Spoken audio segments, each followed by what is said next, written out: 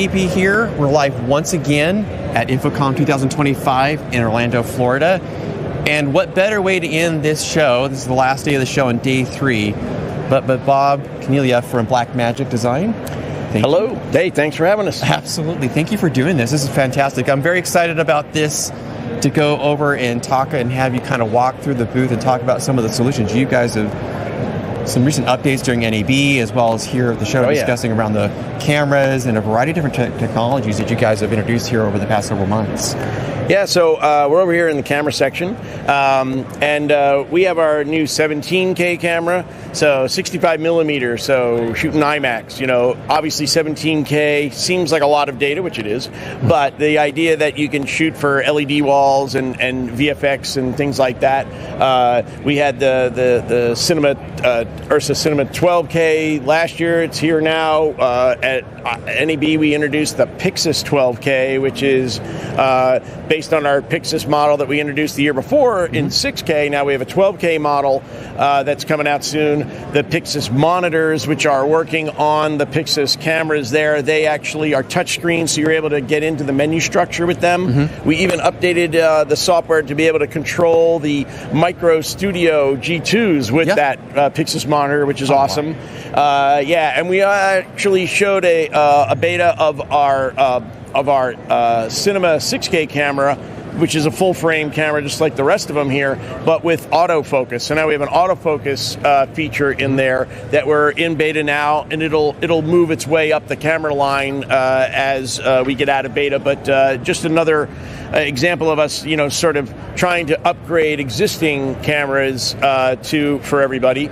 DaVinci Resolve 20 is out now, and that has all kinds of new AI tools in the audio and editing and things like that. Sure. So always continuing to sort of raise up the bar of our cameras, but also the ecosystem with Blackmagic Raw. And then one of our newest things is our immersive camera that we just started to launch, and it shoots dual 8K. So for this immersive experience with the fixed lenses on the front, 210 degrees in each eye, 8K in each eye, and we're showing it here on the stand with the Apple Vision Pro, so people can see content as we're shooting it, which has been really cool to be able to show that to everybody. That's been, which is kind of you know, you guys have kind of brought this out. I know several of my peers in the industry were very, very, very excited when you guys made that announcement. So we're all very with a lot of energy and excitement in terms of everything that where you guys are kind of going with that technology. And again, creating another level of experience from a digital perspective for immersive experience for people watching online. Yeah, absolutely. I think that there'll be other uses of it besides just the Apple Vision Pro, but this is where we're started. We're working with them to get that content, because at the end of the day, without the content, you know, what good is it, right? Yeah, exactly. Yeah, but the images that we've been able to see are just amazing, and then once they're into the hands of creators, we're going to be really getting some really cool images that you just don't get in a traditional flat environment. Right, and I think that's kind of the exciting part of the industry right now, you know, obviously with the NAB and here and other events, but just from a technology and just the overall experience, and a lot of content creators out there, as you're hitting on, a lot of independent studios that are kind of now can leverage this, right, and really kind of explore new avenues, to your point, right, and doing that. So I think it's an exciting time to kind of see how this is coming together. Yeah, absolutely. I you know, the interest that we get from other areas that we wouldn't normally, you know, have that, but Blackmagic is so democratized that we get every type of user, right? So from the highest end DP down to just kids in college or high school, because they can buy the cameras, they can learn Resolve, they can get going. So it's very cool to see that you know, because sometimes like on the end of trade shows, you get the kids come on the booth, it's like they're customers, they already own some of these things. Which is kind of like, you kind of go like, really? It's like, you know, then he's like, yeah, no, really, it actually is, right? It is funny to me, because I've been in this industry so long that there were days, oh, the kids are here, great, they're going to play around, we'll see them in 20 years when they get a job. Yeah. But now it's like, oh no, that guy owns the camera, he owns an ATEM, he uses that at the church, all those things, and that's just a weird change in the business, so you have to react differently differently. And Totally. oftentimes they'll come in and go, look, did you know what to do this? And it's like, wow, okay. Yeah. No, that's like, so in terms of the camera and the cinema line of products, and we kind of covered on the new Immersive more experience from that perspective. In addition, here at InfoComm this week, have you been also discussing other areas of the technology that you guys are working on? Yeah, absolutely. So SMPTE 2110 is something that we started to delve into last year, and now we have some more products. Sure. We basically trying to bring SMPTE 2110 products to traditional AV people, right? So, when I think of it, I got a couple of the boxes, and I tried to figure it out myself, and I thought, if I can figure this out myself as just a video guy, then that's exactly what we're trying to do. I don't want to be an IT genius. I just want to be able to plug these into there. I want to put SDI into one part. I get 10 gig Ethernet out of there. I plug it into another one, and then I get video out the other end, and I'm like, that's the way it's supposed to work, and you select it. And, so we made a router. It's got 16 10 gig ports, 2 100 gig ports on it, so you can, but it looks like one of our video routers. All the connections are in the back, and there's a monitor and buttons in the front to route the sources, which is not a traditional Ethernet router, but it's the one that we decided that we needed to show this business, because if you're only trying to do a little bit of this now, this is a great way to get it. Because, like, for instance, in a house of worship, they need to hit the crying room. Well, they're doing everything traditional, but then they need to send it down 10 gig on the network to get it to another room, back to HDMI to a monitor. So those are the kind of products that we have, and we have we even rolled out a new DeckLink card that's you can put 100 gig, right? So 100 gigs are 8 lanes. That so it's a lot of power to merge more of this video over IP, but also have that traditional base that we're known for SDI and HDMI and things. And I think that's an important element you kind of hit on, because I think here at the show at InfoComm has been a lot of conversations about creating ease of use, right? Reducing the complexity in terms of the technology stack, but a lot of other areas, and that's something Blackmagic from a company historically has really worked on, not in terms from an economics perspective, but from a how to integrate, how to get to use it, get it going and ready to go. And that's true. And I mean, one of the great examples of that is our camera app. So there's an app for your cell phone on iOS or Android. You download that. It turns your cell phone into a Blackmagic camera. It connects through our cloud service. You can use it, and the menu structure is the same as the menu structure on all these cameras. So if you already know how to use one of our cameras, you know how to use that app. If you learn the app, you know how to use one of our cameras. So it really is just another example of our ways of getting people started. And between the free version of Resolve and the free camera app, we now put you in business. No, you really do. And for a testimonial for everybody online watching and seeing this and watch the archive, I've used it, both for capturing, and I think the interesting part about it is the integration with where you're hitting on from uploading the content into the Blackmagic cloud in terms of storage, but also we're seeing too in terms of other productions where you see editors, people to get access to that content quickly, right? Whether it's during live or afterwards from a post-production, have that real-time, some way of getting them the content where they can quickly get to work and doing that.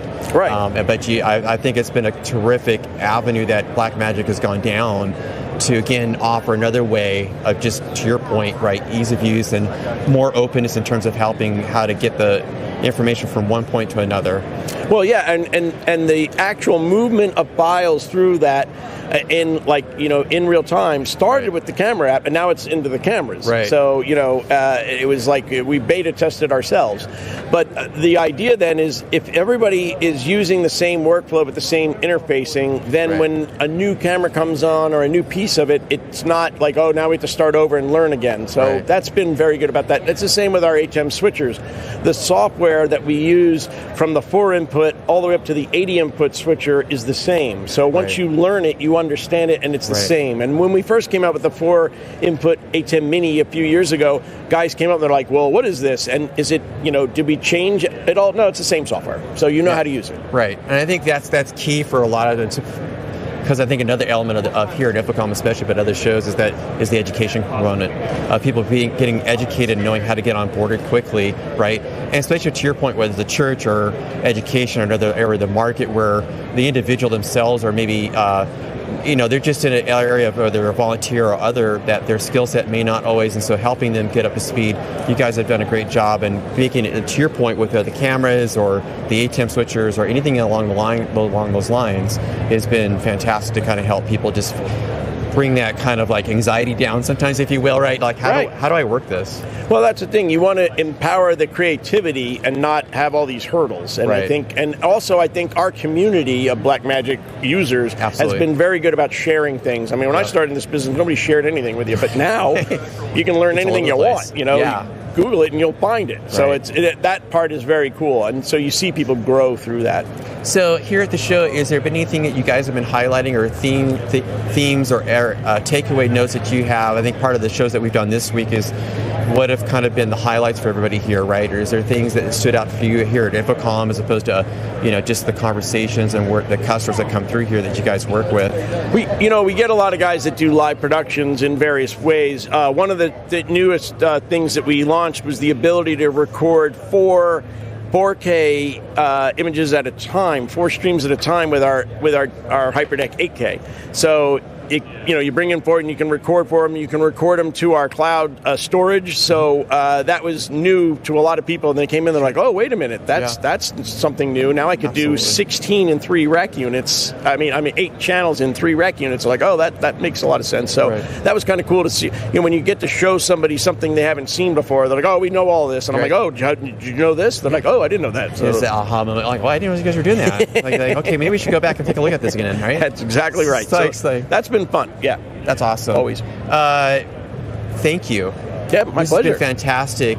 And for everybody watching online, again, if you have any questions, we'll put links back to Blackmagic. Obviously, you can always go to their website. That's right. There's plenty of information. Everybody can get to it.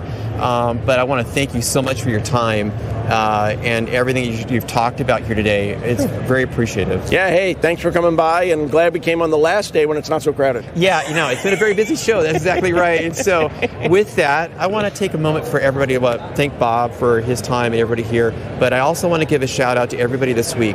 We've been live every part of this show, every day, almost every 30 minutes, every hour. It's been fantastic. It's been a great experience to be here with Bob and with many others here at the show. And I want to give a shout out to my team, to everybody who's been doing these live spots. We have a TD in Montreal, to Michael, to Rachel in California, to Andrew, my camera guy, to a variety of individuals that bring this together. But the most important part, it's about connected experiences. And what we mean by that is that in this lightweight production that we're doing here with LiveView and Tagboard and the graphics you see online, we'll put some QR codes that you can scan those and be able to learn about what we're doing here. But the important part is, as Bob talked about, is creating a connected experience in terms of the content. And that's really the value in reaching your audience. It's not just us with a bunch of gear, but it's creating this story and telling it in a way and leveraging the products from Blackmagic and many others to do that. So with that, I want to thank everybody. Have a wonderful rest of your day this weekend. Happy Father's Day to those who may be celebrating Father's Day and doing that as well. And with that, we're going to sign off. Goodbye for now. JP out.